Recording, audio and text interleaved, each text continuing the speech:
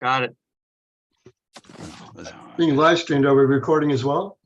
Yeah, when I stop the live stream, it'll automate it. I make a file on our YouTube studio, and then I can go in and it should be good.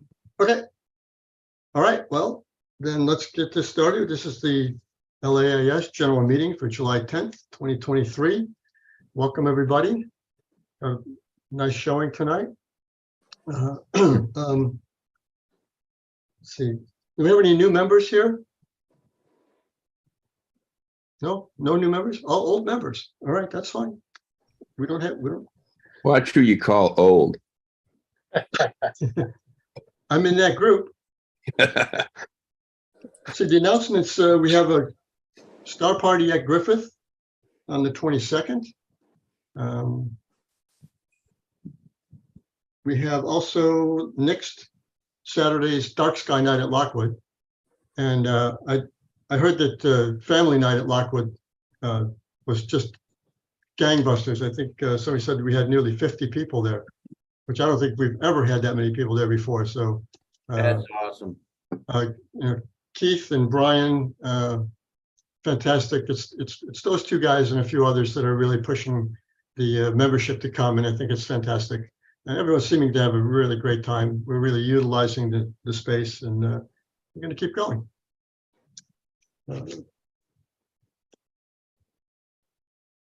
So other than family night, Griffith, I don't think we have any big announcements. We're going to start back with in-person meetings at Griffith on, is that next month, Tim? Yeah, next month. Okay, That's the schedule anyway. So the August will be our first back to in-person meetings at Griffith. I'm sure we'll be sending out info about that to the new members. But put that on your calendar. A week from Wednesday, which would be July 19th, will be at Garvey, one of our Scout Astronomy Merit Badges. So if any members want to bring a scope out on the lawn to help them earn the badge, that would be much appreciated. Daryl, That goes really well, yes? yeah, Daryl, if we're going to go back to in-person meetings, are we still going to be streaming those, or is No. they're there? Oh, no, from Griffith, yes. So the Griffith meetings will still be streamed for those Yes. of us that can't physically go there. Absolutely. We made sure that was part of the whole deal when we decided to go back in person. It was mandatory that we be able to still do Zoom and stream. So we'll be doing the same thing from there with a little bit of technical work on that end, which a couple of people are learning and have learned already. So we should be good to go with that. Also, we decided and voted that we are going to have a banquet at the end of the year, in-person banquet. And that will not be in Zoom. So or stream. If you want to do that one, you got to show up in person. So the date and amount and all that stuff will be going out when we absolutely secure the date. I don't know if Tim's made the absolutely arrangements yet, but we have decided to, and we're going to. Are we there? Yeah. No, not yet. I was all day at Mount Wilson today. I didn't have a chance to go anywhere. I should be able to go down there tomorrow and talk about the room and the price and all that stuff. Okay. Not a problem. Tim's been running around the whole Southwest lately. He hasn't done any work for like 2 weeks. If you look at his Facebook. Who? Tim. I've been seeing him all over the place. Okay, does anybody have anything else? We've gone into the shortened format for the meeting so that we can get started. Also, just a minute, let me finish. Okay. We've gone into a shortened format for the meeting and starting with the speaker very quickly, doing short announcements. And part of the reason for that is when we start these back at Griffith, we are going to have a hard deadline. We're going to have to be done with the meeting probably at 9:30, 9:45. We're going to need 15 minutes to put all the stuff away at Griffith and get out of the building. We have to be out of there by 10. So when those meetings start, we'll be ending them fairly abruptly. So everyone be aware, we'll be going through the early part quickly. Speaker will probably still have as much time as they need with a lot of questions afterwards, which is, I think, the best thing we can do for this. Yes, Curtis. Oh, yes, just want to let you know that Joe Phipps and I will be opening Ford Observatory this weekend, Saturday night, from probably up until about between 12 and 1 o'clock in the morning or something like that. But we'll open Ford this weekend. All right, that's the 5th. That's 15th, right? I'll send out a blurb. I'll send Andy a blurb to send out to the general membership. Okay. Does that include a map and Okay. everything? Well, it includes directions. Close enough. It's fairly straightforward to get there. Okay. Okay. Carol, you want to That's announce the results of the vote for the 26th? Oh, yes, I don't have them. Maybe we should wait till Spencer comes because he's got the, he can share screen on what the results were. We have the numbers. The bottom line was that the vote was to move the 26 to Lockwood and put the 216 inches in its place at Griffith.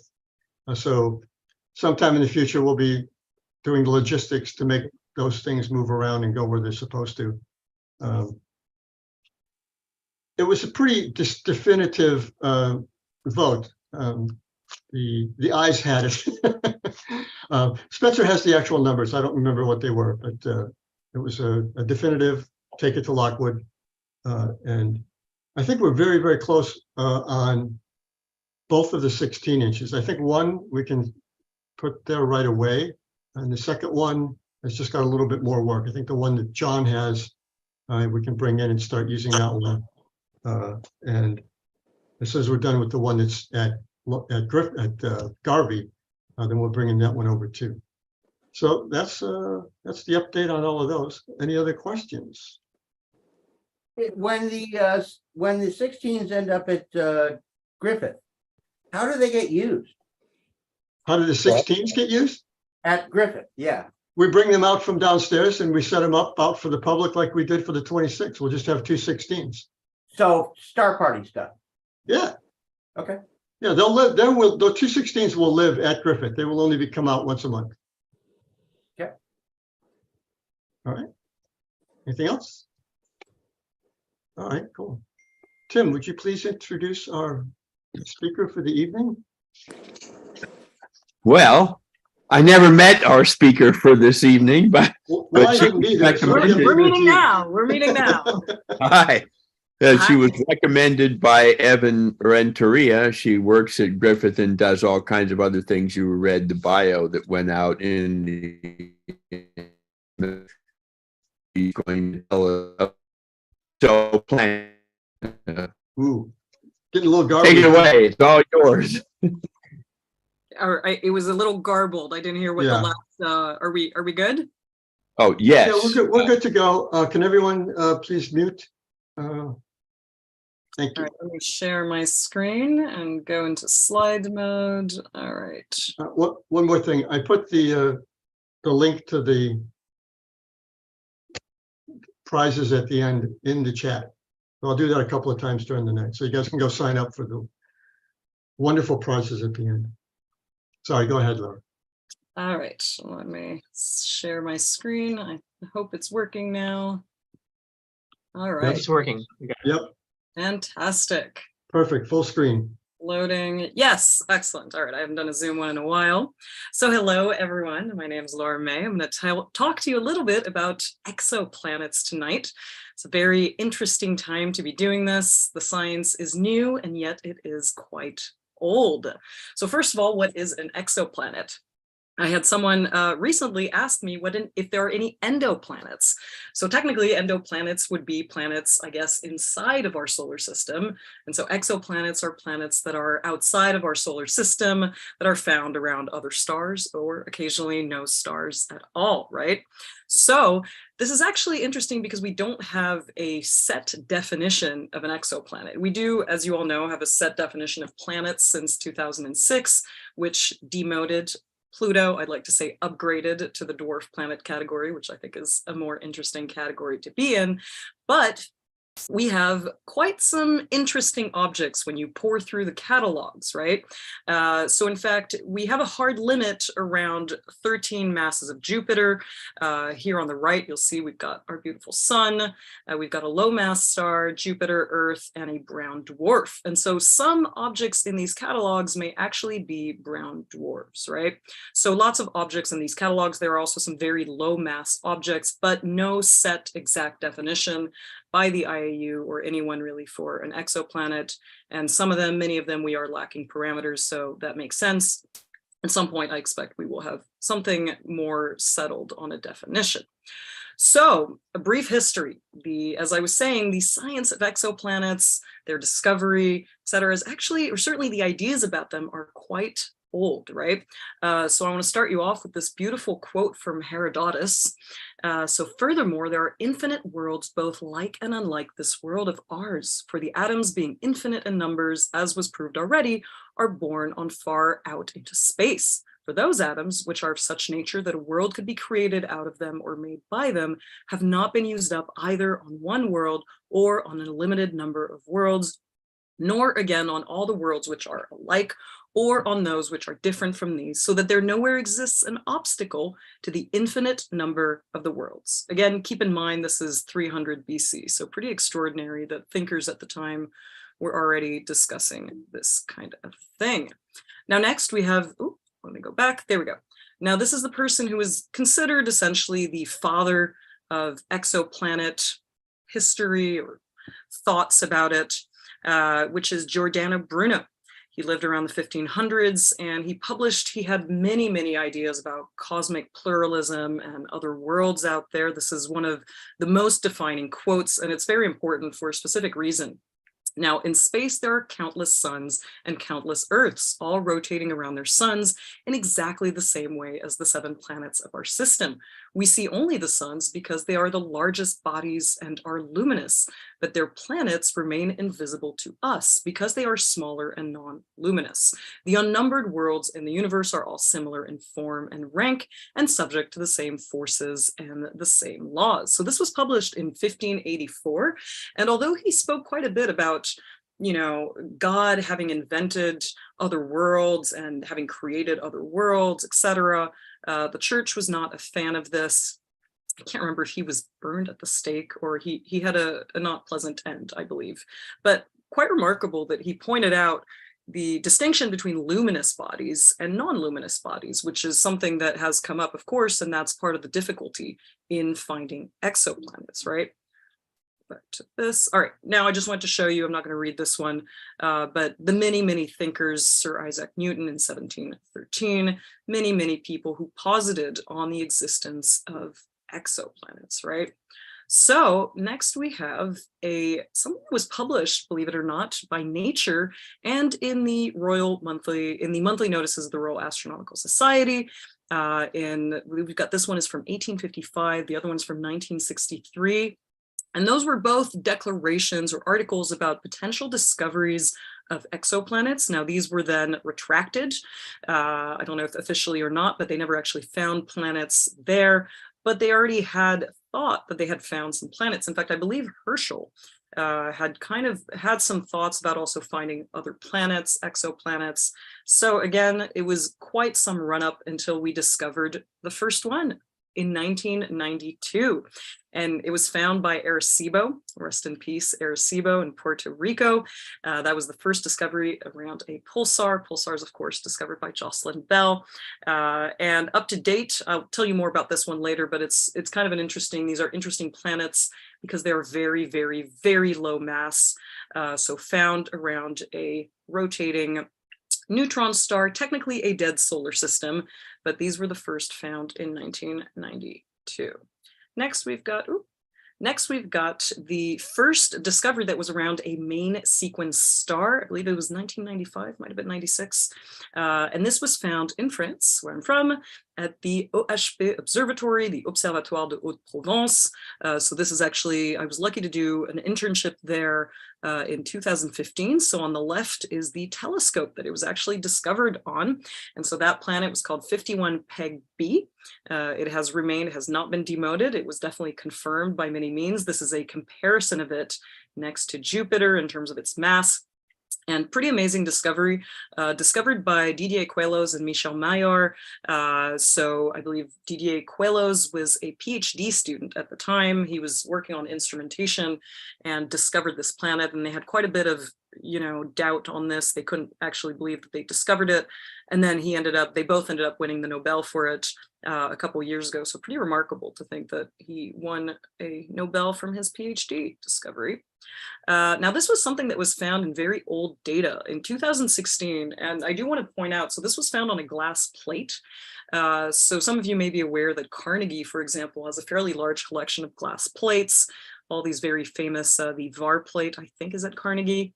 And all these glass plates contain a lot of data, so much information, and we should really work on preserving them because we can comb through them and find all sorts of things. So this is the spectra, I believe, of a white dwarf.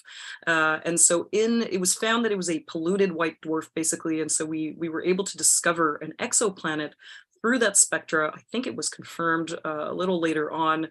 So again, 100-year-old data that we can comb through. We do have so much data that we should really work on preserving that will serve further discoveries. Now, how do we actually find these exoplanets, right? Some of you may already be aware of the main method that we find them, but just going to summarize the main method because also we've got some very interesting methods that people have suggested over these past years. So first I want to show this image. It's quite interesting. I believe this was the field of view of Kepler, and it's showing a couple of other planets that we found through other ways. Kepler, of course, was found an enormous amount of exoplanets. And I think oftentimes people think we're finding exoplanets in other galaxies or in things like that, other very, very far away in the universe, but we're finding them technically quite close to home, right? Our closest star, Proxima Centauri, I believe, has 3 exoplanets. And this is in red. You get to see where we're looking and where we're finding all these exoplanets. So not too far through microlensing, a different method. We can find them more in the direction of the center of the Milky Way. We actually found an exoplanet in 2021 through X-rays. We found it in the Whirlpool galaxy. So it is starting to trickle in. I think we are starting to look at other galaxies, but quite complicated to do. As Giordano Bruno, always worth keeping in mind, non-luminous objects, very, very hard to find. Now next. All right, there we go. So these are the main methods that we're using to find them. So we've got the transit method, which is finding basically 75% of them. It was a big boom through the Kepler mission. Before that, prior to that, we were mostly using radial velocity, and we can still find a couple of them through microlensing that I'm also going to describe to you. And only a small percentage, so about 1% of them are found through direct imaging. There was another one released recently. I didn't include it in here, but they are found on occasion. But here we go. So here's an example of transit photometry. Here's an example of what Kepler, for example, I believe TESS must be working this way as well. Transits of different exoplanets around their stars and what those light curves are looking like. We are analyzing the light curves, the light that we are receiving from a star, and when an object passes between the star and our line of sight, or the line of sight of the telescope, of course, we are able to see this little dip. And these dips can have very interesting shapes. You can have more V shapes, you can have these very U shapes, and that's going to be dependent on the type of atmospheres you have. So quite interesting. I'll talk more about this regarding, for example, the James Webb. All right, so next is the fact that transits occasionally are subject, of course all methods are, but transits can be subject to false positives, right? So very important to tease those out. Here are the kind of types of false positives we can have. So on the top left, you've got a planet, of course, circling around its star. It's perfect in that line of sight. Next, we've got a brown dwarf or a low mass star. Again, brown dwarfs straddling the line. They are included in the catalogs, but it's debatable whether or not they're exoplanets. They're considered exoplanets for now, but at some point they may be removed. And so on the bottom left, you've got the example of blended stellar binaries. So you've got two stars orbiting very close to one another. And you can also, by the way, have, let me show you the next example. So this was sunspots that I shot last year. I'm sure many of you, I hope many of you are looking at the current sunspots. If you come to Griffith Observatory, you will generally find me at the Celestat talking about sunspots. And so of course, sunspots, some of them can actually last months. We have records of some that lasted quite some time and, you know, circled around the sun. They get renamed when they go back around, but that can also occasionally, for the really, really big ones, create false positives. Mount Wilson actually has a very detailed catalog, I believe, of photometry of sunspots on other stars. So quite a lot of interesting cross-pollination between that and exoplanet data to differentiate them. So of course, transit, one of the main issues with transit is that the planets need to be in our line of sight, right? So there's only so many angles that we can have in which they are visible. And that does create quite a lot of biases. We need to have, in order to detect them through transit, they need to be in that line of sight, and they need to generally be quite close to the star. Now, I believe Kepler had also a fairly small window of observation time. So I think it was maybe 72 days, something like that. And so it was mostly going to find planets that are circling very close to its star so that you can see repeated transits, of course, occurring with regular intervals, which can tell us mostly that it's a planet. But yeah, just because we look at a star and we don't see a transit, that does not mean that there is no planet there, which is where radial velocity and astrometry can come in. So astrometry was thought to have been used, or that was those discoveries that I showed you early on that were in the monthly notices of the Royal Astronomical Society. They had tried to do this through astrometry, but the first methods we really used, and I think 51 Peg B was discovered with radial velocity, was how we found a lot of the first exoplanets, right? So here's just an example of an illustration of barycenters.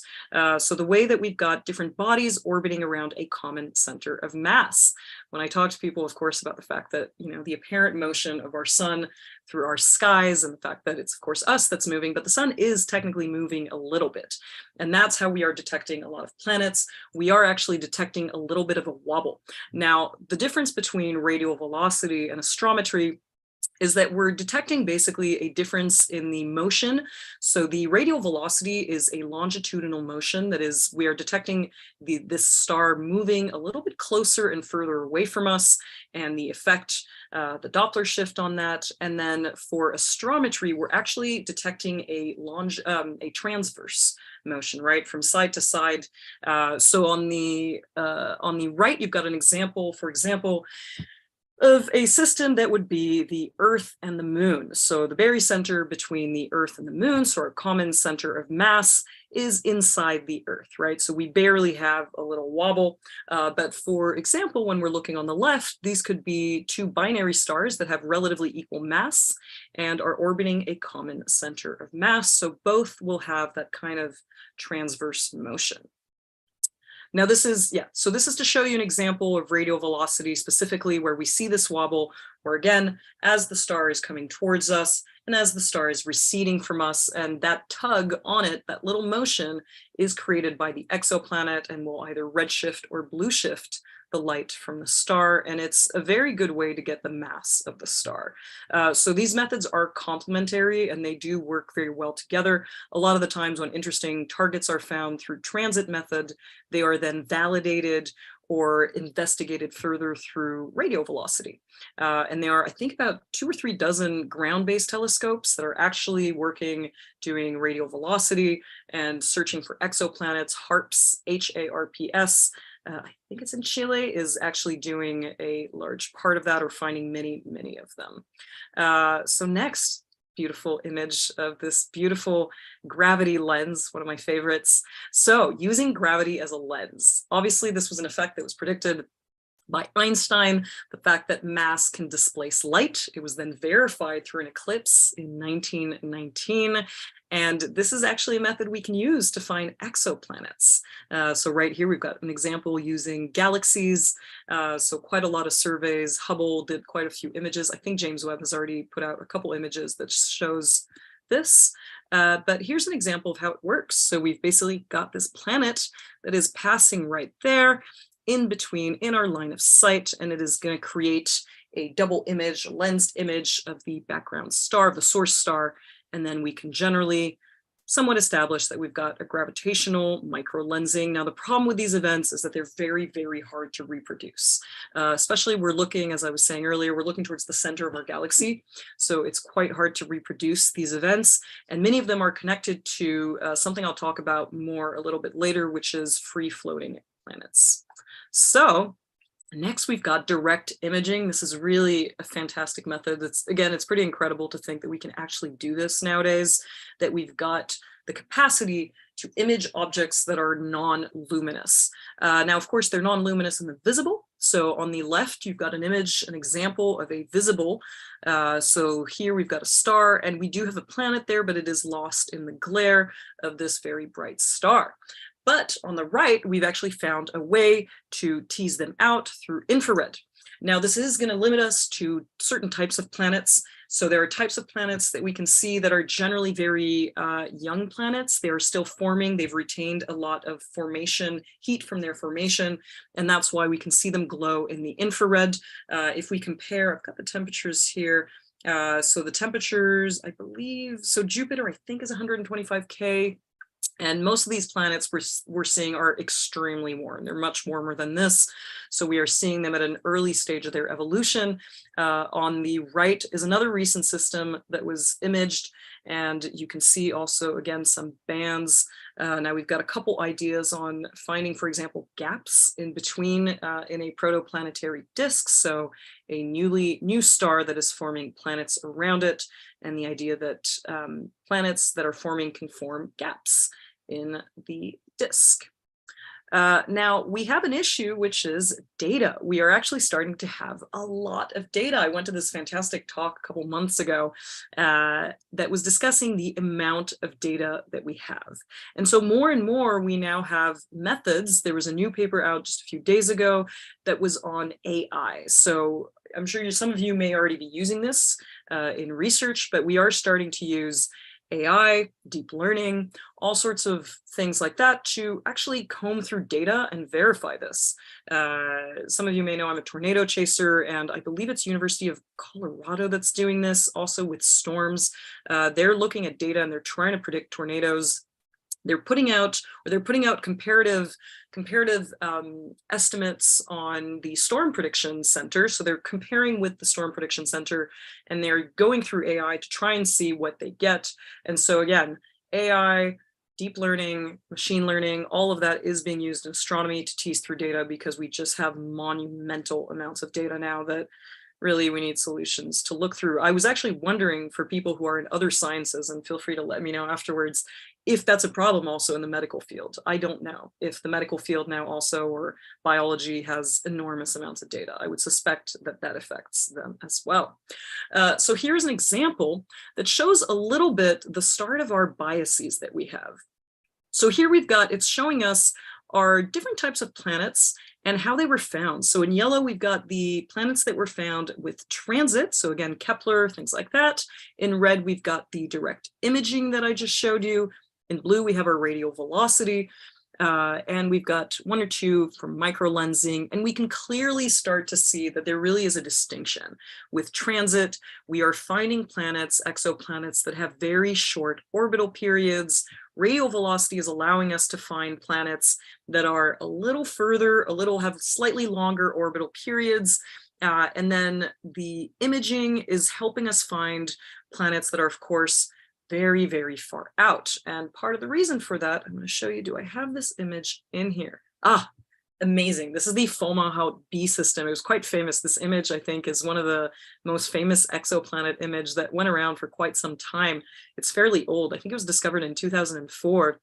And so you're seeing in the middle, there's a coronagraph that is hiding the star, the central star, and then we've got an icy debris disk where planets and objects are forming. And so we thought we had found very clearly this object in 2004, and then it was revealed that actually may not be an exoplanet after all. They now think it's probably the result of a collision between two very small objects that produced a cloud of debris, and that cloud of debris expanded and is now fading. These were shot, I think, by Hubble. I can't see my caption on the bottom, but you can see towards 2014 that you've got clearly this basically almost evaporation of it. And it is being checked again. I spoke to someone online who was actually going to use, I can't remember what telescope to look at it again. So they are looking at it again, but yeah, it was actually kind of sad because this image was one of the most famous in direct imaging, and it turned out to be a dud. So again, you can really see through this image, we're not going to find with direct imaging, we're not going to find those little planets that are very close into their star, because we do have to hide the glare from the star in order to find these. And so we are quite limited. All of these produce biases. And so even with gravitational microlensing, we've got planets that are around 1 to 10 astronomical units away. And gravitational microlensing, I think we've only got, let me see, about 50 confirmed exoplanets. So they have varying results. So here are the official numbers. I get nervous sometimes when I do talks because the numbers change all the time. So as of today, we have 5,463 confirmed exoplanets. And so we've got we're almost reaching 10,000 planet candidates, which is really exciting.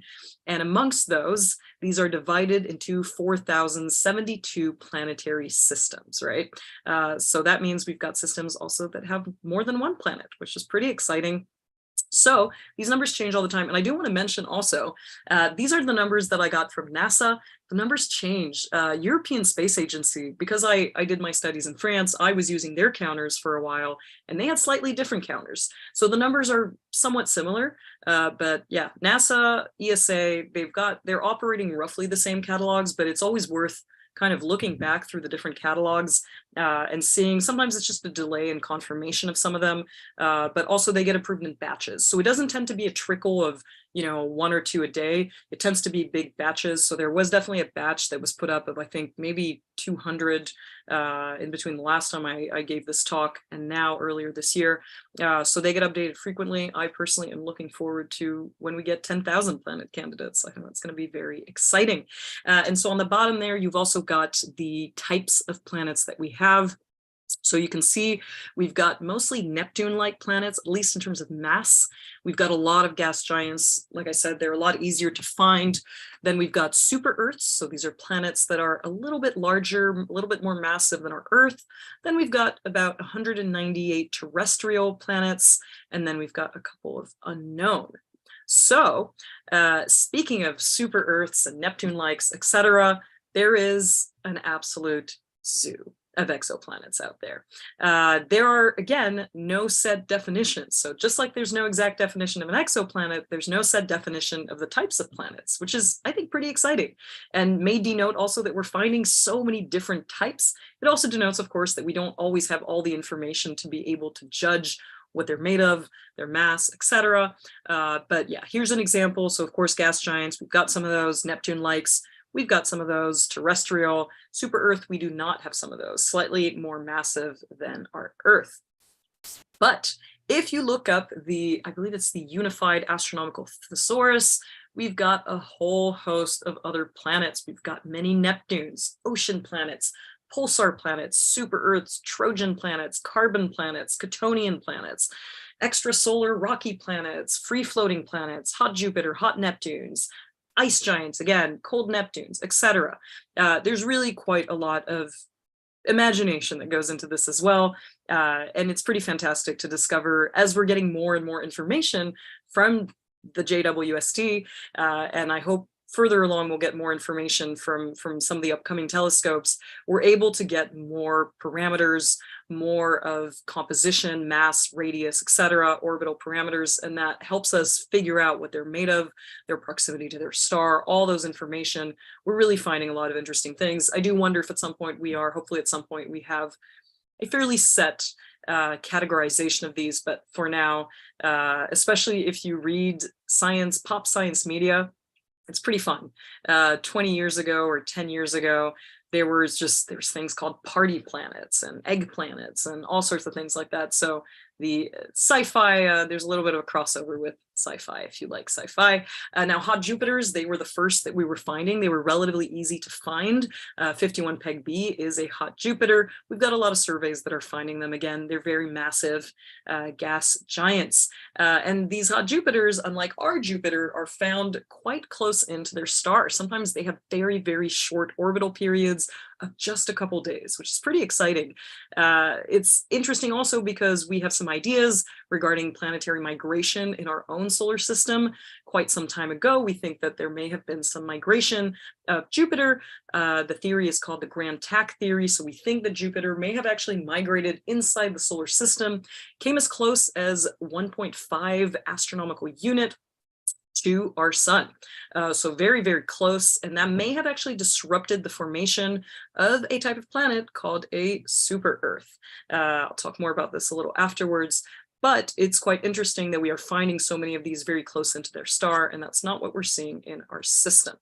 Next, for example, another category that's quite interesting that we don't have in our system are the gas dwarfs, right? So we'd have this fairly large core there of metal and rocks, and then we've got high pressure water and an atmosphere of water vapor. So very interesting places that we have potentially in our catalogs. This was a recent one that was discovered. It's called WASP 12b, and it is an exoplanet. Please don't laugh too hard. We believe it is egg-shaped. In fact, I believe we also had a dwarf planet this year that was found quite far out to be egg-shaped because of its rotation. So this planet is quite close to its star, and its inner rigidity is being stretched, basically. So a very interesting place. Now, again, I just want to show you what I was telling you here regarding the types of planets that we're finding and the type of planets we actually have. Hold on, let me move this little window here. So it's quite striking that much of what we're finding out there is somewhat different to what we have in our solar system, right? So on the left here, we've got the upper limit of our terrestrial planets in terms of mass. And then we've got the lower limit of our gas and ice planets in our solar system. And so much of what we're finding, you're seeing it right here in between those two red bars, are a type of planet that we do not have in our solar system. This is to show you also the radius, and we do have some limits on radius. So I made this diagram to go up to 2 radius of Jupiter, because that's roughly the kind of limit that we're finding. Planets can have varying masses, again, up to a certain point, because they do become from about 13 mass of Jupiter to about 80. They're considered to be probably brown dwarfs. But with radius, the limit is really on planets. We found things that are up to about 2 radius of Jupiter. It's quite interesting. Also, we have these planets that are called puffy planets. And so you have an interesting relationship between the amount of mass that you have and the radius. You can have planets that are not very massive and have a much bigger radius than Jupiter. Part of that is to do with tidal heating, and you've got all sorts of effects. But yeah, puffy planets, pretty interesting in terms of their density.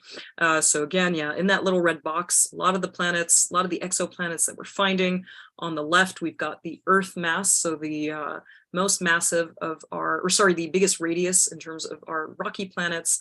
And then we've got the smallest radius on the right of Neptune, of our larger planets. So again, an entire category of planets that we just don't have in our yet very varied system. So there we go. So how do we find what these planets are actually made of? It's once we have the mass and the radius, so this is the plot to show you idealized planets composition. And so you can see there's Mercury and Earth on these. There's a line for iron, there's a line for rock, There's a line for water. Further up, there's a line for hydrogen. So in red, we've got a couple of examples of exoplanets, those little red dots. And then on those little triangles, we've got the Earth, and we've got Mercury and our inner planets. And so it's showing you roughly, again, our planet Mercury, of course, quite dense, a lot of iron, a lot of rock. Earth, of course, has a little bit less iron, and so that's why it's a little higher up on that plot. You can see we don't have a water planet in our solar system, and then you can see that line for hydrogen that corresponds again to that ratio, or that mass versus radius. So that's roughly how we're figuring out what these planets are like. And then, of course, when we get atmospheric data, things like that. So this is an example of a water world. Most of you may know our planet is actually fairly water poor. We really don't have a lot of water on Earth, even though we might feel like we have a lot of water. Ganymede, in fact, and the moons of Jupiter have more water than Earth. So this is an example of a water planet, what it would be like, the type that we don't have, how large it would be, and kind of its composition. Again, you'd have a different state of water, a lot of pressure on there, but yeah, fairly interesting worlds. Now, we of course have found these multiplanetary systems. That's one of the most interesting aspects of all these discoveries, is comparing to our solar system, right? So this is a comparison between the Kepler 90 system, and it's to show you how everything is actually bunched up within the orbit of Earth, right? So if we overlay these systems, much of the multi-planet systems we're finding, all of those planets are very, very, very close in. And again, it's always a balance between figuring out our biases, keeping those in mind, because the biases, of course, limit what we can find. We're not going to be able to find necessarily a system like our own. That's going to be quite hard to find because we've got some nice separations between the planets, etc. But this is kind of an interesting way to show that really a lot of the systems, multi-planet systems we're finding, seem to be all bunched in together within these very, very small orbits. So this is the TRAPPIST-1 system. This is also to show you the habitable zone. I know a lot of people talk about habitable zone in the media, also known as the Goldilocks zone, or where we may have liquid water within these systems. Now, of course, if we have a much smaller star, a much dimmer star, putting out a little less energy, our habitable zone is going to be closer in. Habitable zone is an awesome starting point. I think it's a little limited in the sense that we can have all sorts of habitable planets for example, due to tidal heating. So moons, that's something that we're investigating that I'll tell you a little more about. But yeah, this is just to show you the example of where all those planets are. That TRAPPIST-1 system with multiple planets that is squeezed nicely in, would fit nicely into these orbits. Now, this is just, I'm going to not really dwell on this so I don't run out of time, but verification by multiplicity was another interesting way. They did use it with Kepler data to verify some planets. The idea was that if you find more than one planet, you're likely to find several others. And that's to do with also the fact that groups of stars will not orbit each other in the same way as groups of planets around a star. In fact, the transits would look quite different. You can look up, in fact, the transits for eclipsing binaries. They look quite different. So that is a method that is on occasion used. Not going to dwell on this. Now, of course, exotic systems. Tatooine planets. There are, of course, systems that have more than one star. There are varying estimates on how many stars out there in the galaxy are binaries, but the estimate is quite high. I think it's between 50 and 80%, if I'm not mistaken. So quite a wide range, but yeah, many, many stars are likely to be double stars. And so that brings in a whole new host of parameters. So we've got different orbital types for those. There are mainly 3 orbital types. So here we've got the example of the P-type, the S-type, and the T-type. Now, P-type means planetary type. It's also called circumbinary, and those are planets that go around the two central stars that we have. Generally, they have a fairly large separation, so that planet can be a little further out. Next, we've got the S-type, so that means satellite type of orbit, and that only tends to be found when we've got very large separations between the two binaries for the stability of that planet. So that planet is only orbiting one of the stars in the binary. And then we've got Trojan types. This is a hypothetical type where it would operate a little bit like Jupiter's Trojans. So these are objects that are at these Lagrange points on the orbit and would have a nice stability right there, but I don't think we've found any yet. This is my favorite system. This is a quadruple star system. Again, pretty wild. This is called Kepler-64b, the planet at least. The system is Kepler-64. You've got 2 stars in the middle. You've got another planet that is orbiting that central bit, so it's a circumbinary planet. And then you've got another 2 stars that are orbiting all the way around that whole lot. Pretty incredible. You really have to estimate the stability of all these systems. This is also a very interesting planet. So it's called the Jovian Comet. And this is a planet that has a very, very, very, very elongated orbit. So what we call in astronomy a high eccentricity in astrophysics. So it's in fact so it's a value that goes up to 1 and its eccentricity is 0.95. So this is a planet that is going very, very far away from its star and coming back in, very elliptical orbit. We actually have a dwarf planet in our solar system that also has a highly elliptical orbit. It is dwarf planet Sedna, which goes very, very far out, and its eccentricity, I think, is 0.84. So it is a dwarf planet. This one is a gas giant, so a much bigger planet that has this very elongated orbit. Now here's to show you also coplanar orbits. So we in our solar system have a fairly flat disk, as you may know. That is, we have all our planets are roughly on the same plane. And we do have Mercury is actually has the highest inclination. It is tilted at about, or inclined at about 7 degrees. Pluto, dwarf planet, but it is inclined at about 17 degrees. Otherwise, we've got pretty much everything on the same plane. But that is not the case of all systems out there. We've got, for example, here, so we've got a comparison between the inner solar system and on the right, the Upsilon Andromeda system. And you can see, I don't have the exact values, but it is a very, very sharp inclination for these planets that are going around that star. Now, sometimes this can happen through something called the Lidov-Kodzai or Kodzai mechanism, where you can get a temporary exchange of the planarity, the inclination with the eccentricity that I just told you about. So these are generally caused when you've got a 3-body interaction. And so we see that does affect also satellites. So that's also why it's studied. It does affect all of our satellites around Earth. So that's something to pay attention to. So this is just an example. You can also have planet-planet scattering. So this is just a kind of dynamical interaction you can have where you can have an exchange of planet in a binary system where one planet's actually going to switch over and become an S-type orbit on another star that is within the system. So certainly all of that can happen over very short periods of time. So the Lidov-Kodzai mechanism and these kind of planet-planet scattering, it can be as little amounts of time as a couple hundred years, believe it or not. So these orbits are very, very unstable. Probably not the best places to look for life, honestly.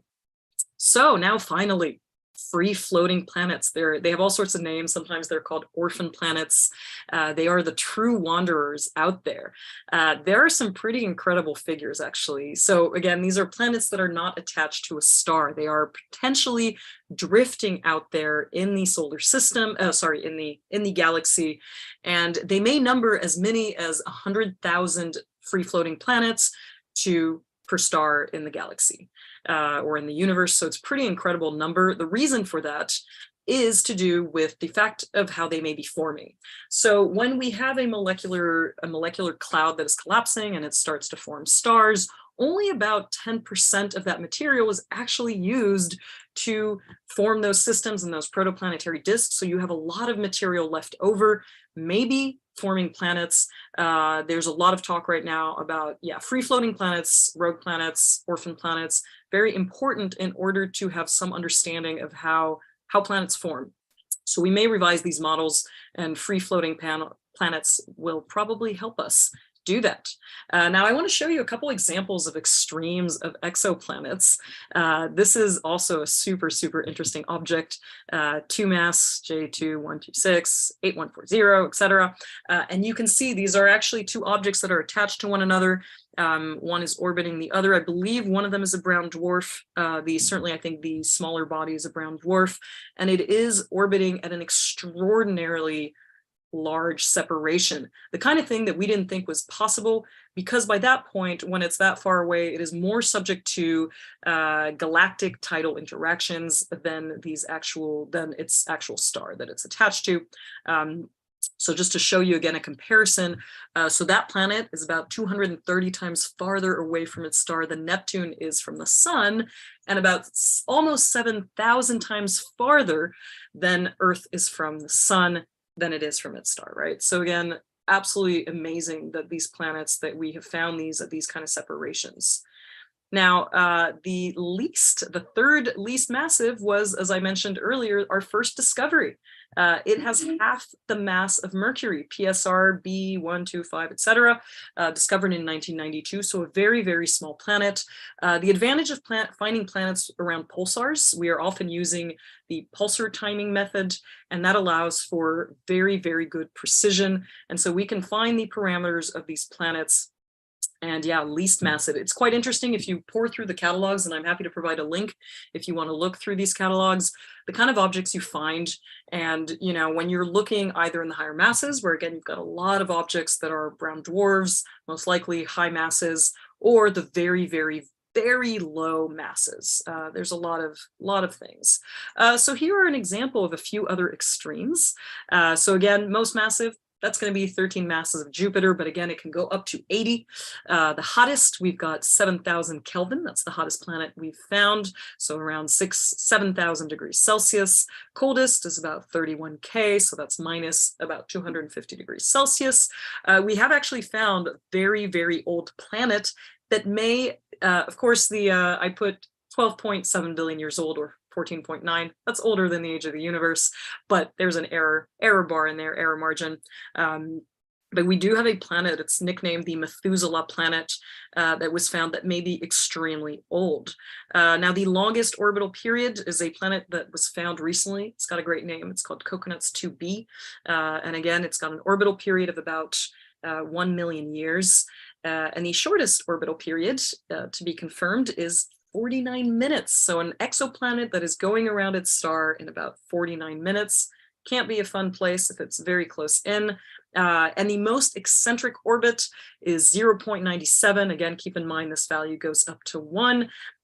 So yeah, we've got a very eccentric orbit here. The largest orbit, again, Coconuts 2b, or that other one I showed you, 2 mass.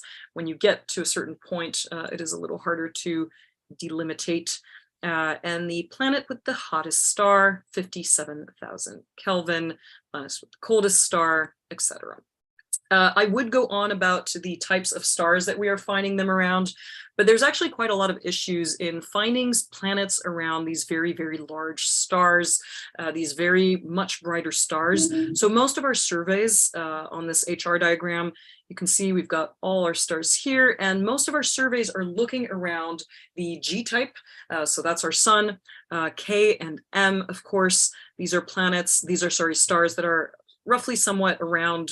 Certainly the F and K are a little similar to our star, but the M are much smaller. We're finding a lot of exoplanets around the M dwarfs, and the O-type stars are a little problematic because of the way we are finding planets. Basically, it's an issue with the spectra. You can get a lot of line broadening. Sometimes there are issues with the spectra in order to detect planets if you're doing radial velocity. So it's quite complicated to look around those stars, and our surveys, again, have mostly focused on the F, G, K, M stars. So it's hard to right now really say what stars are more likely to find planets. So yes, the habitable zone that I mentioned earlier. So this is just to show you quickly the difference when we've got these different types of stars and where the habitable zone will be. You're all familiar, I think, with the Goldilocks zone and how that can vary. Exomoons, one of my favorite things. I actually recently purchased this amazing book called Goodnight Exomoon, written by also 2 scientists. And that is the only exomoon that we've got. We do not have any confirmed exomoons right now. This is a wonderful idea that I discovered a long time ago. So this is an image of Jupiter. And you'll notice this kind of torus around it. Now, this is a torus that is created by sulfur ions. You will probably be familiar with Io's volcanic activity. And so there is a concept or an idea that we could potentially detect a signature from something like this. So again, Io going around Jupiter, and due to all this tidal energy, tidal stretching is, ejecting all of this sulfur, and it's creating this torus around Jupiter. So we think potentially this could be one way to detect an exomoon, would be by detecting this kind of torus. So very interesting ideas. I think this is really where we're starting to get into interesting ideas about instrumentation. I'll go through this one quickly. This is a recent image from the JWST, where we had a direct imaging of a planet, an exoplanet in 4 different wavelengths. So yeah, it's nice that we finally are getting some images, some direct images. So a couple of future missions that are worth mentioning. We've got the, of course, Nancy Grace Roman. That'll be launching in 2027. It's got a much wider field of view than Hubble, and it will be looking for exoplanets. So that's a very hopeful mission. We'll find some more data. This was just to give you an overview. I also, as a European, I also want to always tell you about the ESA missions, which many people don't know about. Many people don't know that JWST is also European Space Agency. European Space Agency, not very good at their advertisement, but a lot of things are actually verified through that CHAOPS mission. So Corot that you're seeing on the left-hand side in 2006 was a very important mission, did a lot of work on exoplanets.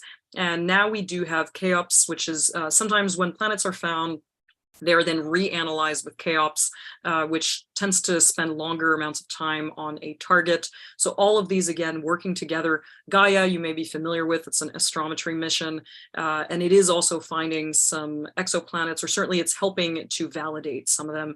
So then we've got, of course, the Roman, which is not launched yet. We've got Plato, we've got Ariel, we've got quite a lot of upcoming missions, which is great. These are just some ideas. Habex, which is also currently being thought about, may launch in 2035, and Louvois, which may be the successor to the JWST. Again, not approved as a project, but the ideas are out there, much bigger mirror, and could launch in 2039. So there you go. We've got quite a lot of things happening. This is another concept to do with solar gravity lens. So we may be able to send something quite far out into the solar system. We're looking at around 500 astronomical units. Now keep in mind, Voyager is at around 160 astronomical units right now, the furthest one. So this would be difficult to do in our lifetime, but at some point, if we are able to send something quite far out, some telescopes will actually be able to use the sun to be able to create, again, this effect, and potentially see some exoplanets with absolutely incredible definition. So lots of ideas. This is another really, really cool idea. It's called specular reflection. So we have some ideas that we may be able to detect the signatures of reflections from alien cities. If there is life out there, it's kind of a neat idea. Couple studies out there on that. And even though it may seem far-fetched, we have actually already done this. So we've used specular reflection to make and to analyze this beautiful image. So this is Titan, of course, Saturn's moon, and you can see that little reflection on top. Now this is shot in the infrared. It was shot in both the visible and infrared. Unfortunately, the very thick haze on Titan does scatter and absorb a lot of light, but you can see that little reflection of sunlight that is actually coming from a lake, Titan famous for its methane lakes. And so this is an example of this kind of thing that we can actually do. We're already doing it on Titan's Kraken Mare. Now this is a cataclysmic variable. I'm going to skip this, but we may be able to also identify changes in relationships between stars that could be caused by planets. So coming to a conclusion, I really want to point out quite a few things, which is, first of all, and what I kind of ended on, which is the ingenuity of our detection methods. It's really remarkable what's being done with instrumentation. I urge young people to get into engineering and instrumentation because it's really really quite incredible. All the methods that we're finding. If you think about it again, the science of exoplanets is not very old. It's about 30 years old. And we're finding so many things thanks to all these incredible instruments and these methods of teasing out planets. We're finding, of course, lots of surprising things and lots of expected things. So it was quite surprising when that first hot Jupiter was found. Pulsar planets. Now we're finding a lot of everything, which is somewhat what we expected. We're finding planets a little similar to ours, but we are also finding a lot of planets that we don't have in our solar system. Again, potentially because we had Jupiter cycling in, may have dragged Saturn with it. That could have disrupted the formation of Mars as a super Earth. And instead we've got Mars, smaller planet, and an asteroid belt. But yeah, it's quite surprising what we're finding, especially because, again, most of our multi systems, we do have an 8-planet system out there, and they're very compact and ordered. And is that a favored outcome of formation models? What we do know is that the more planets we have, the more stable all of those systems, those planetary systems are. So again, always good to find multiple planets. And then we've got planets, like I said, that are around 1.2, 3.5 radius of Earth. We don't have those in our solar system. And again, we've got a category of radius and mass that even though we have a very diverse system, we are not finding these in our system, but we find them out there. So everything is moving and interacting. It is essentially a grand and body problem, which is great, but also complicated to figure out dynamics of all these things. And truly the next frontier of all of this is going to be exoplanetary atmospheres. So JWST working on that. And at some point, hopefully the geology of those planets. That's going to be really what's going to be coming afterwards. We're starting to get a lot of analysis. JWST putting out a lot of data on atmospheres, which is amazing. And I want to leave you with this incredible figure of so we've got 200 to 400 billion stars in our galaxy, about 10 trillion planets, without accounting for the free-floating planets, which are harder to detect. And that leaves us with that absolutely gargantuan, enormous number of potentially planets in our observable universe. So truly a lot of worlds out there. And I also think something that's interesting to think about when we think about all these stars is that every star now is not just a star, it is a solar system when we look at them and when we image them. And yeah, I think that's really extraordinary that we've made such a leap in such a short amount of time. So I'll end on this nice quote from Nick Cohen of McGill University, where he said, "Nature is amazingly good at making planets, and she puts them wherever the hell she wants." So hopefully we will find all sorts of planets out there. So there you go. Thank you so much. Great, thank you so much. All right, I'll stop. We're ready for questions. There's a couple of questions in the chat. I even had some news, but I tried to stick to the 45 minutes, but there's been some interesting developments on Oort cloud planets. There were some simulations that were run to figure out how many planets, how we might find planets in the Oort cloud of many stars. So lots of new discoveries. Well, we're doing good on time. I think we're fine. Let's see. Where's this question here? Dave, did Tim answer your question about the water? Kind of, although I'm kind of curious about water per volume of the planet versus just overall water. So in my mind, the Earth always had the most water in the solar system. And so you kind of rocked my world when you're talking about some of the moons having more water. So in terms of just the actual amount of water, does Ganymede have more than Earth? Yes, I believe it does. Again, these are estimates because we, currently these ideas about these underwater oceans underneath the crust are still going to be tested.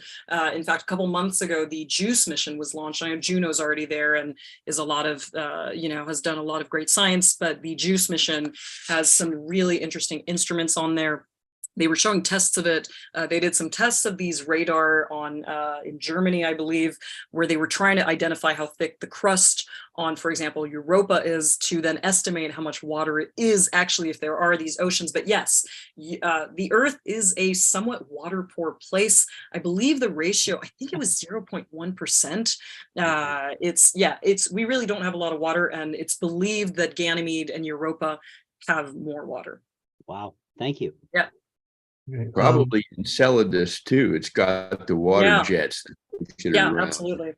So yeah, I know it's always surprising when you think of Earth as a water poor place, but we really don't have a lot of water here actually. And even it's, where that water came from is still up for debates, whether it's chemistry with the sun or whether it's comets, or there was again another recent paper out on that and how the formation of the Earth. So how we even get water on all these objects is quite interesting. And we're not just talking about Southern California. Yeah. Oh yeah, there's we another- are a there's another very question water about- poor place. There's another question about the water from Victoria. Says, when you say the most water is that relative to its mass? Is that like a ratio or to the total volume? Yes, so that is relative to, trying to remember, I think that is relative to the total mass. And again, when you see, those curves that I showed on the ratio between the mass and radius and how we estimate what they're made of, it is to do with the mass, partly the volume of water. Yeah.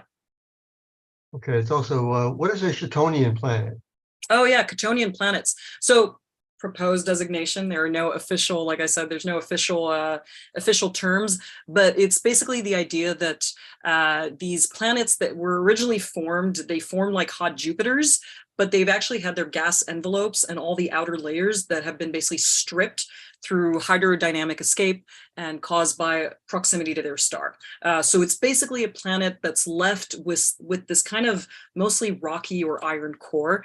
And they're quite interesting because they can provide a lot of clues on the migration of gas giants. We, of course, we're seeing Jupiter and, we're still Juno mission. I think one of its main goals was to try and find, identify the core of Jupiter and what's in the center. And Chattonian planets are an interesting way to look at that, to see we could have just this core left over. Carbon planets are kind of the similar idea. There's, in the media, I always hear this diamond planets, and people come to the observatory and they ask us about diamond planets.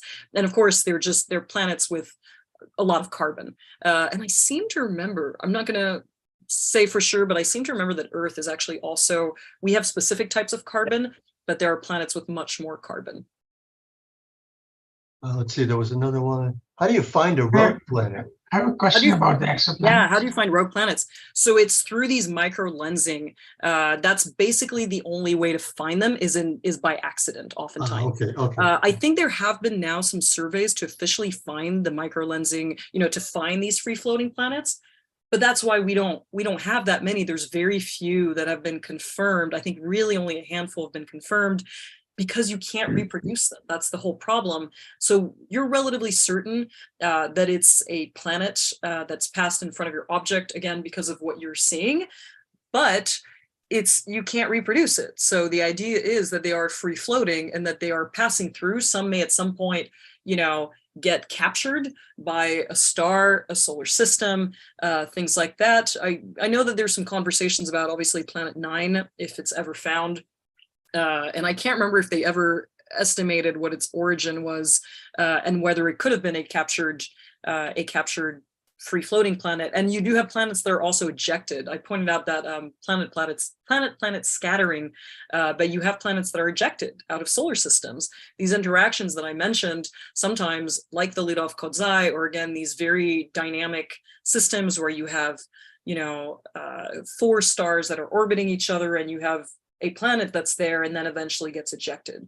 So yeah, it's pretty remarkable that we're even finding them.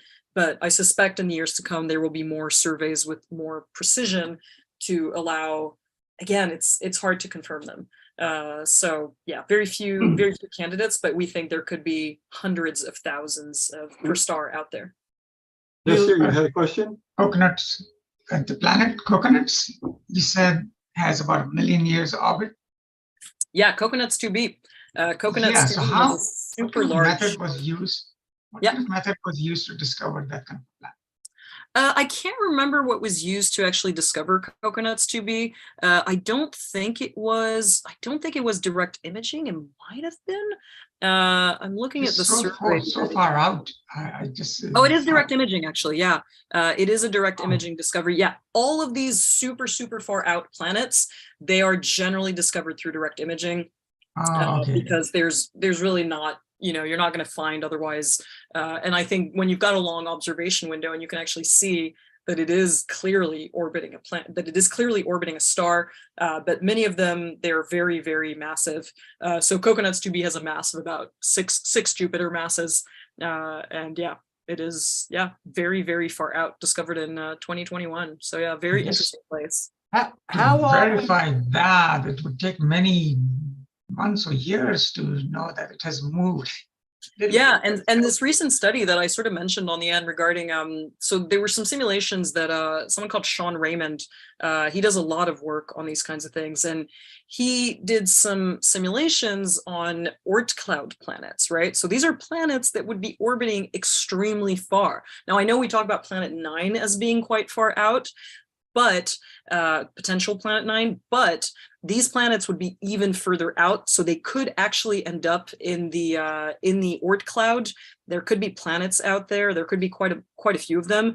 The different sets of simulations, they basically found that about 2 to 10% of stars could end up having a planet in the Oort cloud, and it's odd because you would think it'd be subject to, again, more galactic perturbations, but they do seem to still be attached. And I think that was one of the most odd discoveries that was found. Wasn't necessarily inclined orbits or these, strange inclinations, strange eccentricities, but really just finding planets that are at such enormous separations from their star, and they're orbiting those stars at a very, very wide separation.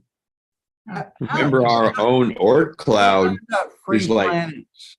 10,000 to 100,000 AU out. Yeah.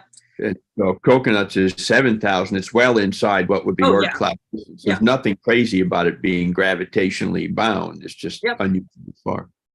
Yeah, which is, that's why I think it's even more shocking to think of Oort cloud planets, because what are they? But I suppose, the Oort cloud is there. So it is somewhat attached, but there's quite a lot of galactic perturbation. So I question the stability of these objects, but yeah, might end up being free floating planets at some point. Rich, you have a question? You talked about free floating planets. How often do they get sucked up into a galaxy? And that's a great question, and I think we just have too few of them to really know. I'm sure some simulations are being run on them, and that field is very interesting because it can actually tell us so much about formation of solar systems. It may be one of the clues to how the solar systems, generally planetary systems are forming, because right now we don't know. We know they're out there. We know they exist. We've only detected a couple. We can't really confirm that many of them. Are they getting sucked up in some random solar systems and then getting ejected?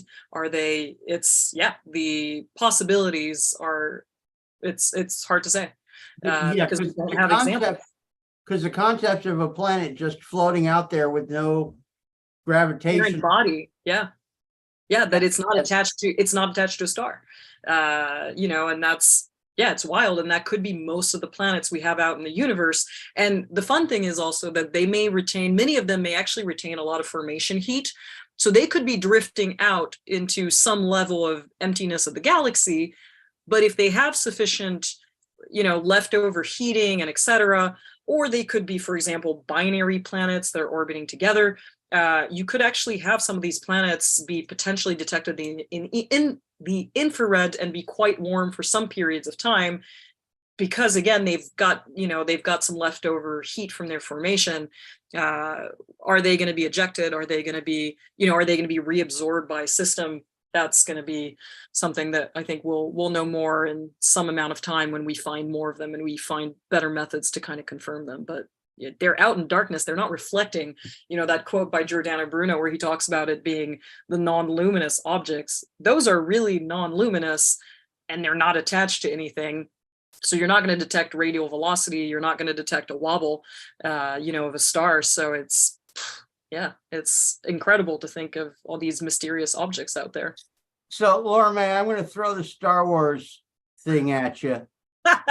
Are you actually telling me that there are planets out there? And I'm not saying livable Star Wars type stuff. Yeah.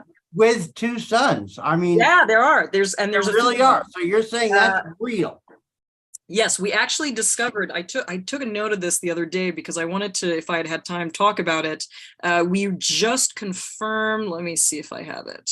Yeah, so we just had the second ever discovery of a multiplanetary circumbinary system. So a lot of these that we're finding, you know, these two stars, and then we're finding a planet that is orbiting both those stars. But we actually just found one group, one system that not only has two stars, but has two planets in that system. Again, the stability, you know, debatable, because it's also a question of, you know, the separation between those two stars. If you've got a satellite type of orbit where, for example, one might be orbiting one star, and then you might have another around the group.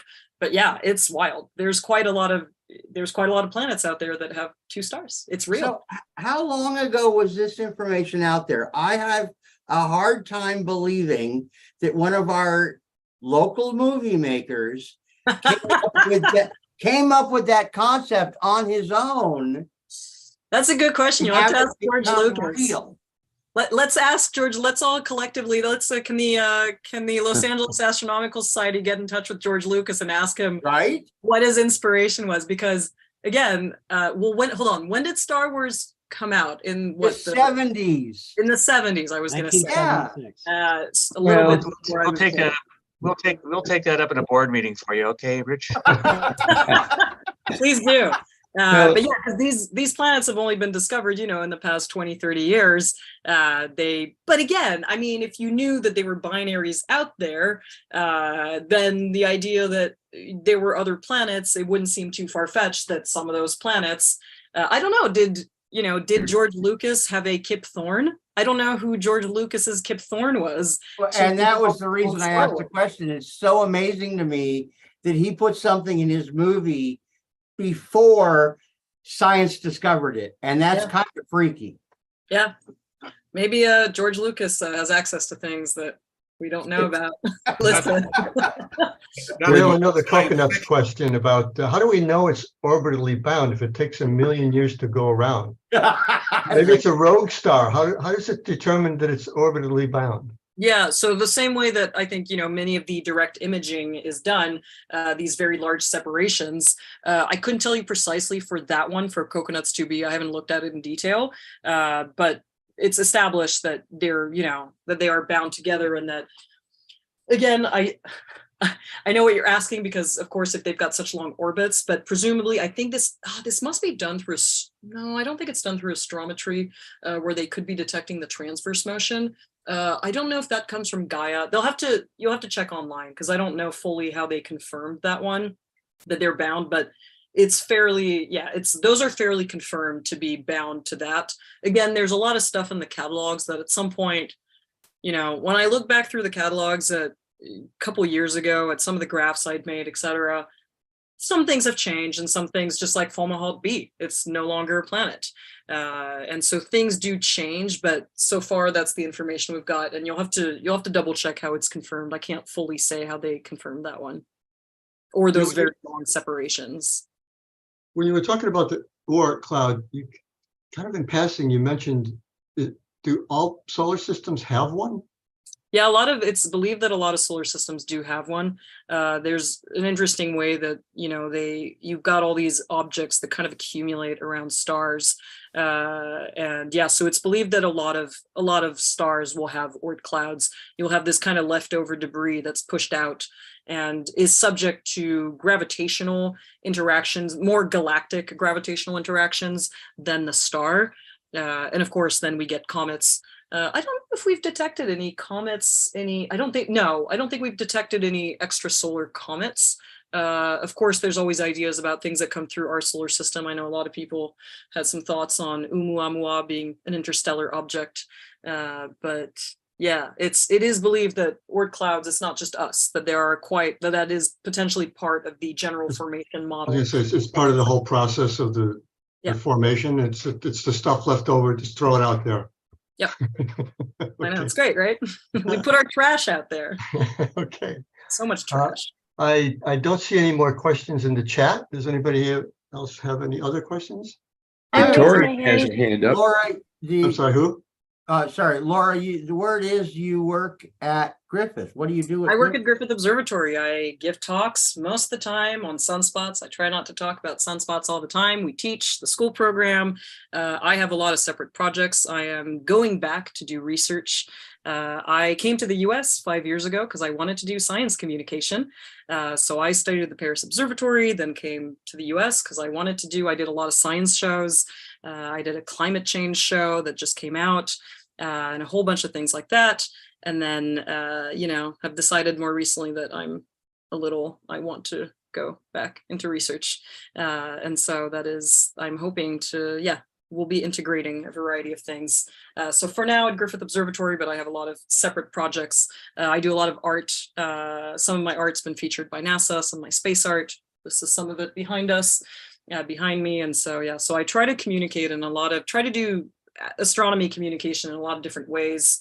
We'll teach on occasion, etc. So yeah. Cool. I'm Hey, curious on your next Laura art, May, I wanted to ask you, Hey.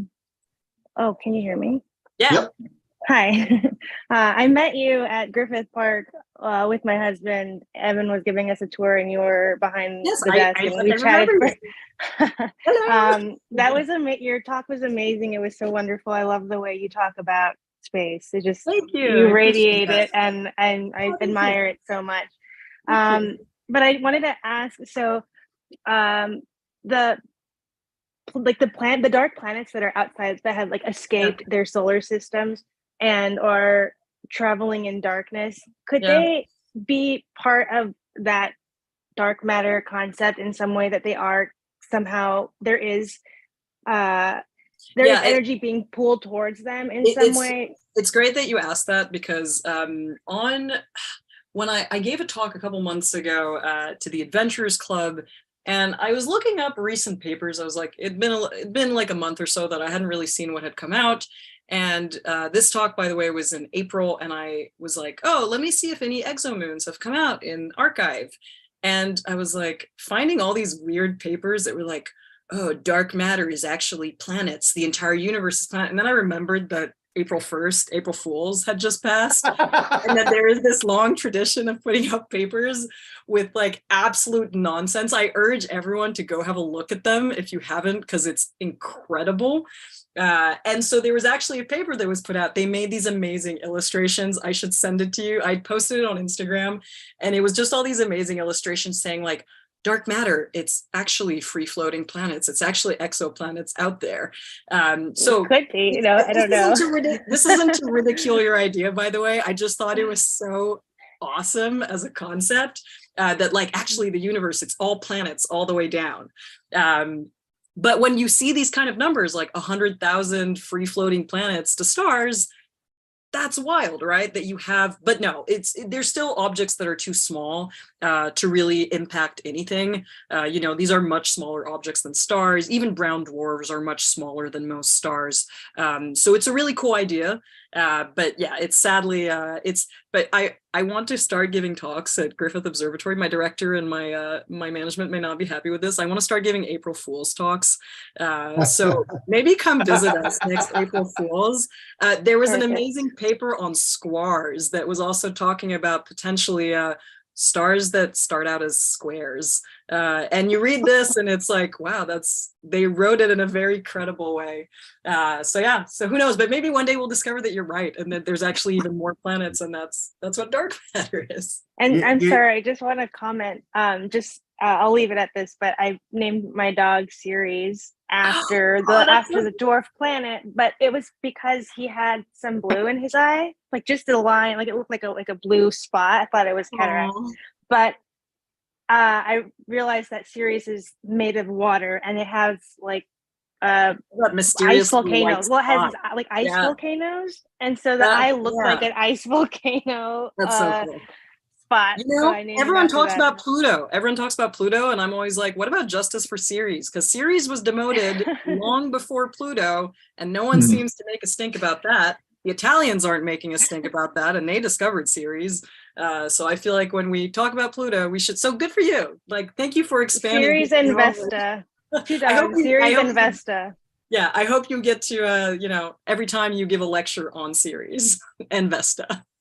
Laura May, I foresee your April 1st chat turning into Getting me fired? No, the 2023 War of the Worlds. Listen, There we we were go. even discussing with some of my friends showing up and asking questions in a very serious way as experts and making this into a whole thing. Again, I hope my management's not watching this. They may be upset about this. What, aren't they on here? I don't think so. But don't worry, we know them. You know them. Yeah, and I'll if there's any discuss it with problems, Dr. Laura, Krupp. I'll discuss it with Dr. Krupp. Yeah. if there's any problems, Laura, we'll take care of it. Don't you? Thank you. I appreciate that. When you're next in the building for the next meetings, we'll Yes. talk at 10 o'clock got it, before yeah. you have to exit. Okay, all right. Okay, well, I've dropped the prize link in the chat again, so everyone drop in there, we'll pick that up. I see Alicia is here, so we have prizes to give away. Is anybody having problems clicking on it and getting to the form site? Because I am. Getting to the form site? I went in earlier Yes, and I got in fine.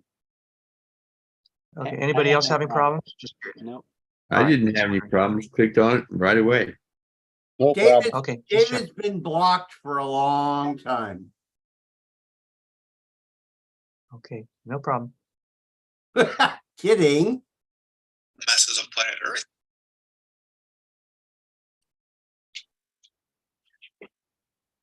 Is it working for you now, It's David? working for me. I'm there right now. I'm putting my name in.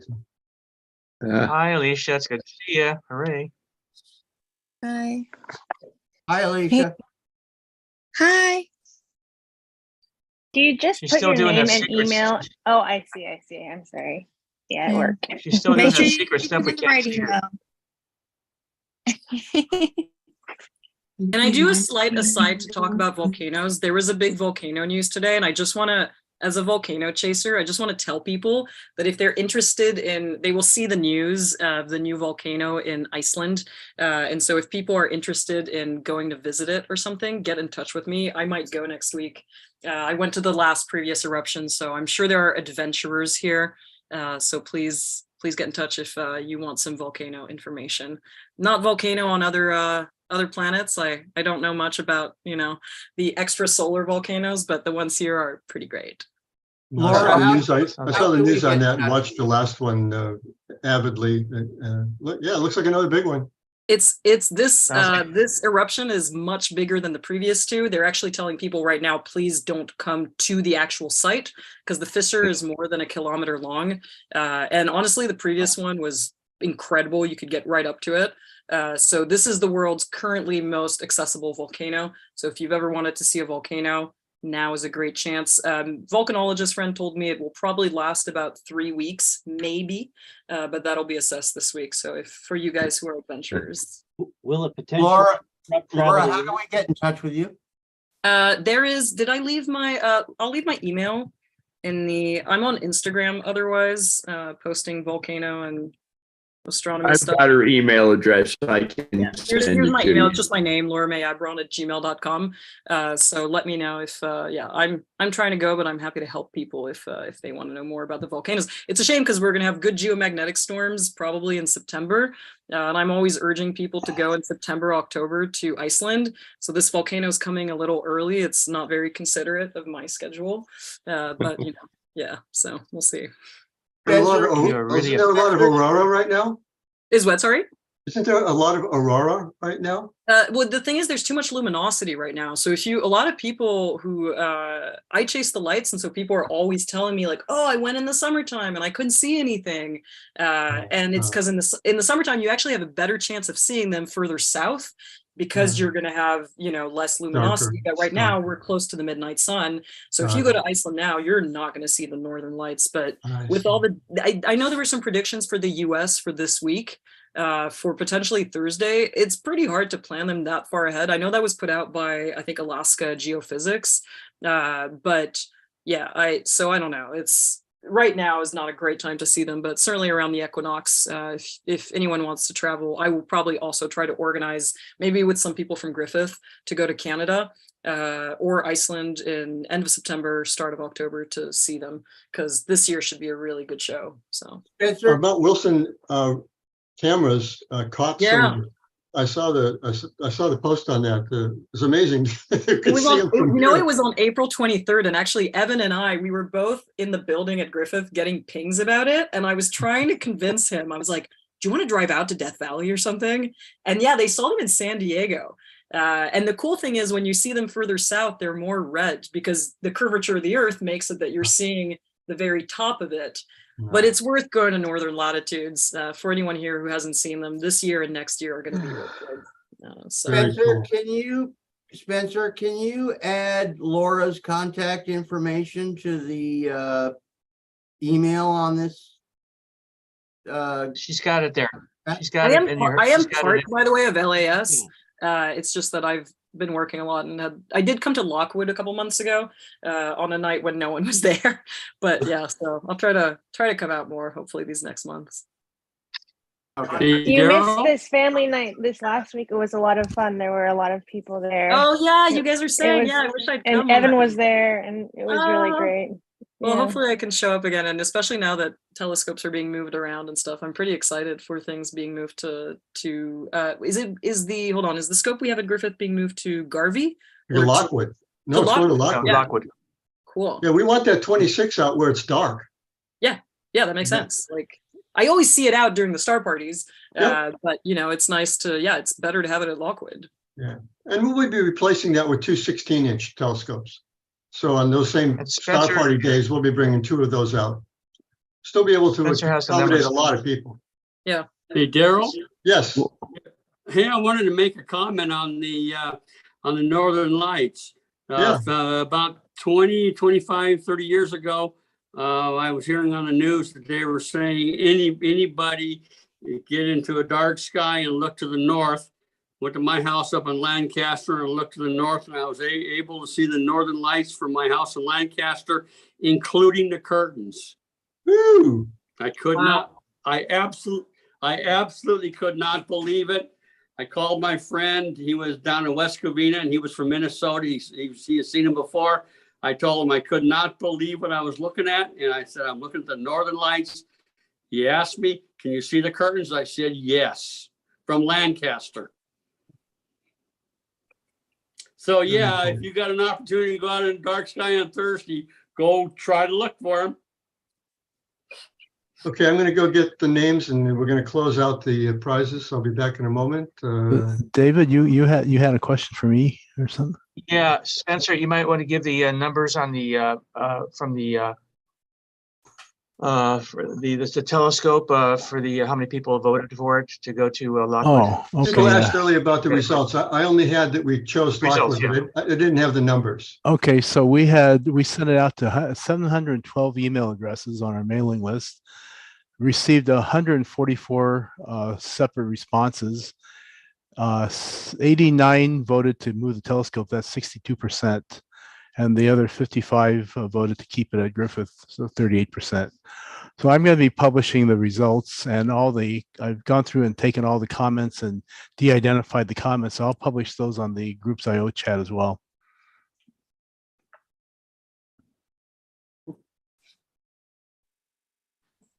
Thanks, Spencer. Yep.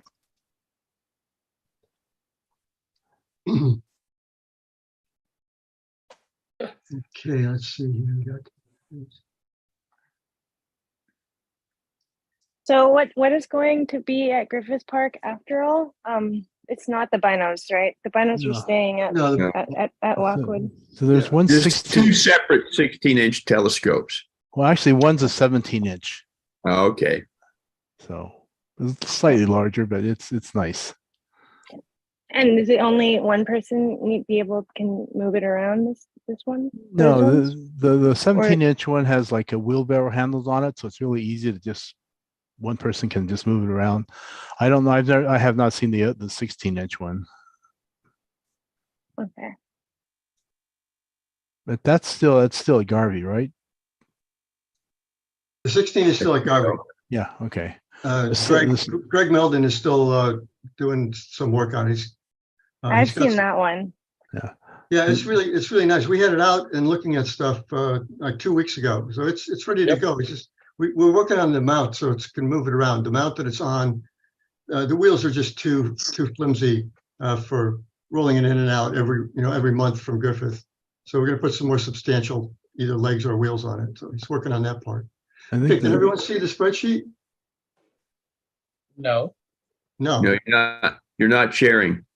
I'm not. Okay. How about now? Here we go. There it All is. right. Okay, Empty so spreadsheet. all right, so I'm going to drop the names in, and when I drop the names in, the first winner shows up. So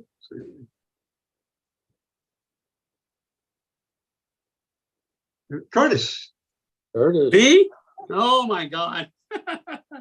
Haven't Which signed one up else? for a long time, and I guess I signed up and I got ready and Alicia, what does Curtis need? No, that's Carol wins this, not Curtis. That's right. His name is there. That doesn't mean he's getting. Yeah. Oh, So what's he got, Alicia? Curtis won the constellation drinking glasses. the what? A constellation. They're drink- constellation drinking glasses. Drinking glasses. Oh, Hmm? I haven't seen those. They're really cool. Okay. Okay. they're which one? designed to hold whiskey in short quantities. Okay, next winner. Carol, wait a minute. Carol. For those of you who Come don't know, on. Oh Carol my is his God. wife. Yeah, that's funny. Oh, my God. You got to be That's just kidding. rude. This is the first Yes. time in a long time That's we just signed wrong. up for Yeah, it, yeah. and we She God, needs I it. can't believe it. She needs it like a hole in the head. What As you- they used to say at RTMC, mix them up. Mix them up, yeah. It's totally random. Carol win. It's totally random. Okay, so what does Carol win? Carol won 15 by 70 Celestron binoculars. All right. Okay. Nice. Wow. Nice. Okay, next winner is Arun. I'm not going to try your last name, but you should tell me. That's fine. Oh, Vijay Shankar? Vijay Shankar. Yeah, I did pretty good. Yeah, that was pretty good. What does Aaron get? Let's see. Arun won Observer's Map of the Moon. Oh, nice. Here he is right here. Here we got two more. Three Ginger more. Brooker. Oh my gosh, thank you. Hi. You got a prize. Yay. What did Ginger win? And where is she? Ginger won a $25 Amazon gift card. Number 34. Number Thank you 34. guys. 30 what? 30? 34. 34. Thank you. Okay. Is this the last one, Alicia? We have two more. Joe Phipps. Oh, Joe. Joe's never won anything before. It's about time. Joe always wins. What are you talking I know, I know. I have won before. I know. I'm What gonna are we gonna start spend the attending jet- these meetings now that I know that this is happening. Joe won a laser. Green laser. Mhm. All right. We're I gonna have just- a lot of those to Wait give a out. minute. So we got, is this the last one now? Did Yeah, we Laura have- May sign up? Oh, yeah, there she is. Yeah, Never yeah. mind. Okay, just checking. Teresa. All right, Teresa Teresa won. Climate. Yay. There you go, Teresa. oh, thank you. Hi, Teresa. What Teresa win? She won a laser. All right. Nice. Another green laser. Mine too. All right. Okay, so is that the 5? You done Yep. with that? 6. Okay. Yeah. Okay, well, we're done with our business. We can talk a little bit more. We have almost 20 minutes until 10. Oh, I have a What? We question. hope to see you. Shoot, Laura, what's Go your ahead. question? Go ahead. So I ordered a Lunt 80 millimeter a couple months ago. Super excited to get it. And I did not order, or rather I told them I would get back to them on ordering a zoom eyepiece because I've got a Nikon D3S and I was shown by someone at Griffith that, there are of course adapter rings to put it in, but that it's better if I get a Baader zoom eyepiece. Does anyone know by any chance if I can use a Nikon, DSLR on a Lunt 80 millimeter? I've used. I think David would know. Laura, I would know. I would. Spencer has one, I think. So, well, yeah. So I was using John O'Brien's 60 millimeter with the DSLR, Okay. and that worked fine. For Nikon, I put a two times Barlow in there, and it worked really well. And then I had a Nikon. Then John had a Canon, and then we got into focus without the Barlow, but it worked pretty well. Okay. So I can, it's okay if I get the zoom eyepiece instead of a Baader eyepiece? Yeah. Great. Well, I just took I didn't use the eyepiece at all. So I just. Oh, okay. Yeah, you just took it out. Yeah. Okay. But don't take out the blocking filter. Yeah. Oh, yeah. One of our members did Very. that. She No. Fighter camera. No. Very short enjoyment of that lunch. I have the 40 millimeter lens, and I have the lens zoom lens, and it's wonderful. Stop by and see us at the next Star Party, and you can check it out. And also, David Pinsky also has lens as well. So yeah, I have a Lunt, the 50 millimeter. Their eyepiece is really good. Their zoom eyepiece, I like it. You can use it for regular astronomy. I don't know. I think it's around $250. As far as photography, 218. Oh, okay. As far as photography goes, the problem with using just putting a camera directly in where the blocking filter is, there's not enough travel in the focus. The image is really, it's like a little tiny dot, and they've not figured out how to do that as far as I've been last heard in terms of Lunt. The only thing that seems to work is when you get the actual imaging eyepieces that go in, and you go through a computer and that whole thing. So yeah, when I put in the DSLR, I had to. It was hard to get the right contrast and brightness. So I had to really, when I got the image, I had to really enhance it a lot to pull out the prominences or tweak the contrast to get the sunspots. But Lauren, I had a really good of like the Northern Lights with that setup still, right? Maybe something closer than. Say that again. Like if you're using, you said you're going to put a Nikon D, like an SLR, like something like that. You wouldn't be imaging something outside of our solar system, but you can definitely get really nice pictures of like the Northern Lights. I've got the Milky Way and like. Yeah, it's a double stacked H alpha that I ordered, and so I just want to shoot through it. And I know that again, imaging. I've never had a solar scope, and I know that imaging requires different things to just viewing, obviously, and that's why I've been kind of wondering. And I've had a variety of people. David and I spoke a lot about it at work, and that's why I'm kind of like trying to see what my best options are in terms of doing that. So this past 4th of July weekend, I put a really small camera that I use for guiding. It's like 1.2 megapixels. And I got really good. It was a color camera. I got really good images of the prominences. I caught that solar flare. Oh wow! On there, so it worked out really well. Yeah, so Laura it's a cheap $100 camera.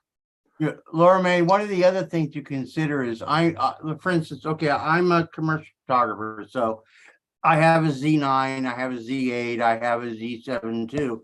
Yeah. What I'm going to do shortly. Excuse me. I'm going to send my Z7 II in to remove the the filter, and it will become an a wide spectrum camera. Right. And at that point, I can then put the various filters in the front, whether it be H alpha or infrared or whatever. Yeah. The point to that is you can do that and choose your wavelength that you want to deal with. Yeah, but you do have to do significant modification. I worked as a photographer for a long time, and so I kind of had to keep my cameras as they were because I had bought an infrared filter for my Nikon. And then people were telling me like, oh, actually, if you want to do proper IR photography, you actually need to remove the inner filter because what you're getting that's is true. kind of like Yeah. an ersatz of, yeah. But that's why I'm only doing that with my third camera, not with my primary. Yeah, exactly. Listen, when I have a D9 double is camera, will be my regular day-to-days. yeah, And my real estate camera will become my infrared camera. But when I say infrared, that also means I can toss an HA filter on there. So Right. everything you were talking about doing, you can suddenly do once you go with a full spectrum camera. yeah, That's all I meant is you can take one of your Yeah. cameras, make it full spectrum, and put any filter you want on it to do what you're talking about, yeah, yeah, I could. including neutral density and HA, Filter, yeah. and shoot the sun. Yeah, I mean, I shoot the sun right now with a Mylar filter. I'm surprised by how few people do that. You know, I just have like a super long lens with I have a tele lens with a doubler. And then I've got Mylar sheets that I bought that I just use as a filter. And that, you know, I get visible light images, obviously. But yeah, I can't obviously do H alpha in that. How long was your lent on order? Because I ordered mine 10 weeks ago and still haven't gotten it. A long, like months ago. I need to double check with them because I had told them to just hold on the eyepiece that I'm confirming the order, but that the zoom eyepiece I'd confirm later. And it was a while ago. So I need to email them. So it's been a while. And I know that they've had obviously we're approaching maximum. And so tons of people are ordering once, I think. Yeah, when I placed the order, they said they were 8 weeks out, but it's been almost 12 weeks now for me. Yeah, it's been longer than I think even longer than 12 weeks for me. So yeah, I think they're just. Spencer, I ordered my 400 millimeter 2.8 over a year ago. And I got it a couple of months ago, but yeah, it was a 1 year delay. A lot of lenses are 1 year delay. Okay. Hey, I'm going to be going to Texas next April for the eclipse. And I've also got a DSLR, but I'm not in any way a great photographer. I'm kind of a novice at this.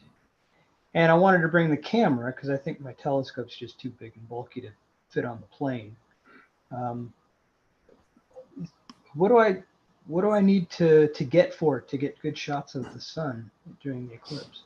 Mark, in the 2017 eclipse, I used my Nikon camera I bought a 500 millimeter folded lens, 500 millimeter telephoto lens, put a Mylar filter on it. I got some great pictures. So that was a 500 millimeter lens? Yeah, 500 millimeter lens. It just about filled the frame on my Nikon D5300. So Spencer, that's a crop frame, right? Yeah, that's a crop frame. Yeah. Okay, full frame, you'd probably need about 700 millimeters, but you can get a 1.4 teleconverter to get you that. Yeah, depending on what camera you're shooting. I was pretty happy for a $150 lens. Yeah. Yeah, I could do that. I could swing $150. Yeah, sorry, I don't know the English term. Are the doublers I was mentioning, are those teleconverters in English? Yes. Yeah. Yes. I had an issue. In fact, David, I told you about it when I was shooting the what was it, the Mars transit of the moon a couple months ago, and it wasn't actually finding it. It was having an issue. It was kind of like a cheap teleconverter, and it was really struggling with my tele lens to actually just shoot. Like it wasn't finding the mirror.